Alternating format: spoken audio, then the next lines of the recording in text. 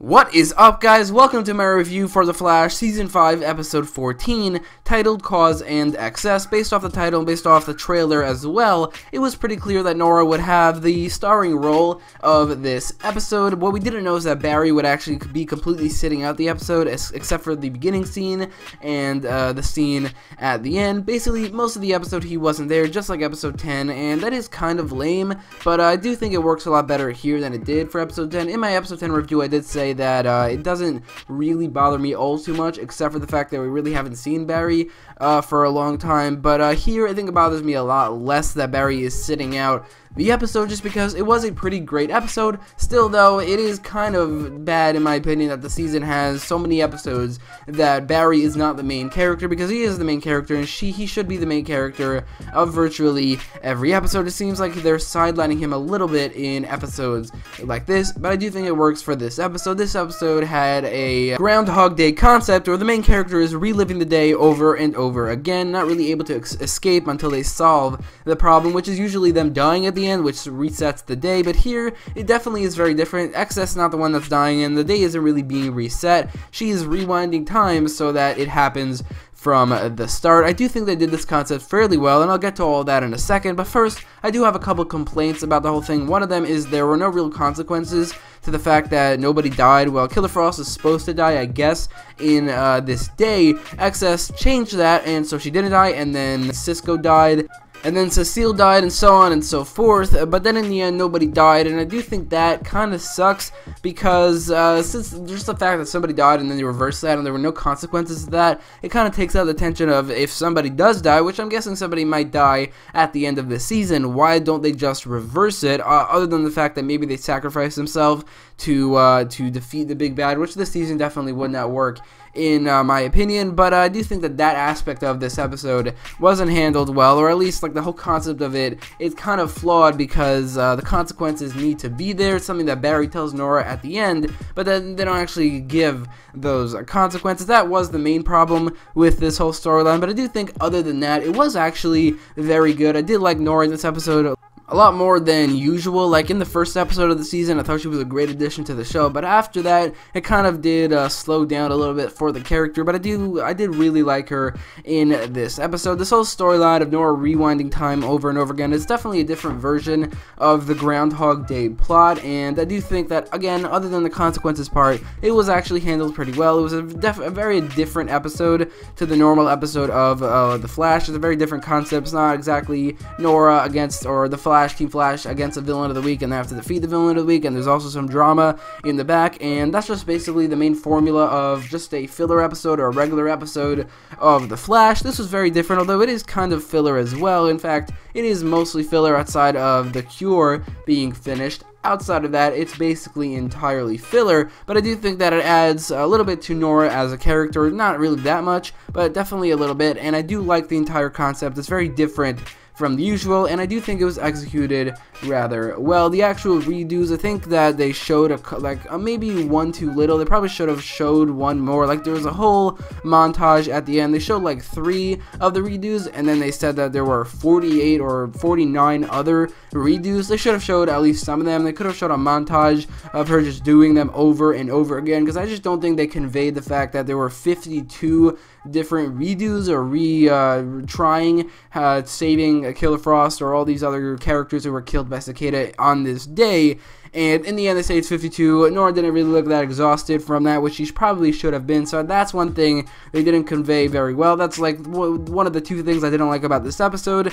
But other than that, other than the lack of consequences, I do think the storyline was a lot of fun, and I do think it was handled pretty well. It was executed pretty well in this episode. Cicada himself was the villain of this episode too, which isn't exactly helping this episode, because after the last episode, he's basically been ruined as a villain, for me at least, after he was defeated by Iris with pepper spray and a kitchen knife, and he didn't seem like he was weakened either, or really taken by surprise either. It didn't really make any sense after that episode, and after the episode where Killer Frost and the Flash defeated Cicada basically entirely. Every single episode he's being defeated. He's not a good threatening villain, like, at all. The actor is not good either. Like, he's not a good actor, so Cicada Cicada, not exactly a good character. While I do think I didn't dislike him in the episode, I do think that they handled it very well. I think that the shots of him throwing his lightning dagger and the shots on the roof. I think those shots, he looked actually pretty cool. His lightning dagger looks pretty cool, but him as a villain, he looks cool at this point. He used to not even look cool. Now he has a cooler costume,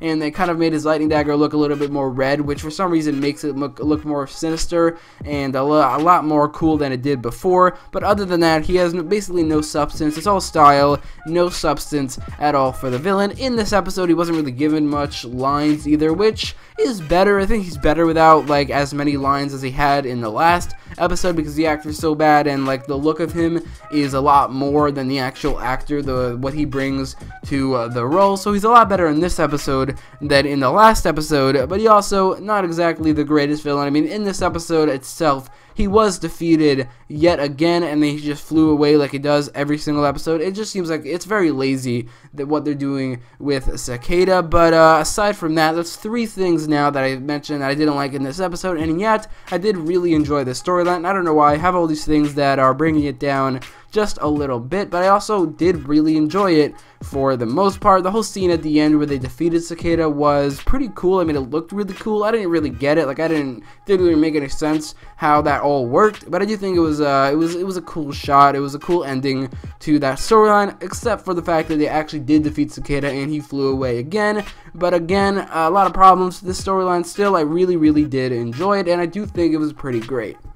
Inside of that whole storyline, there was a B-plot going on, which was very connected, and I did really like how they handled that, which was Cisco going on a date with the girl that he met a couple episodes ago. I think her name is Camilla. This is definitely setting up Carlos Valdez's departure from the show, which has been heavily rumored recently, like very recently. I didn't make a video on it just because it was just a rumor. It wasn't confirmed, but it is almost definitely the fact that Cisco is going to leave the show after this season, which I don't really have many thoughts about that. I don't really have a problem with Cisco leaving the show, as most people do. I do think that he has become sort of a stale character, but in this episode, I do think he was pretty great, going on a date with this Camilla girl and doing like a lot of different versions of the date. It was really just 3 versions, but I do think that was a lot of fun, and I do like how they connected that to the main storyline of this episode, with Cisco actually redoing that thing, because just watching Cisco go on a regular date, that probably would not have been that enjoyable. I mean, I wouldn't really say that it for sure wouldn't have been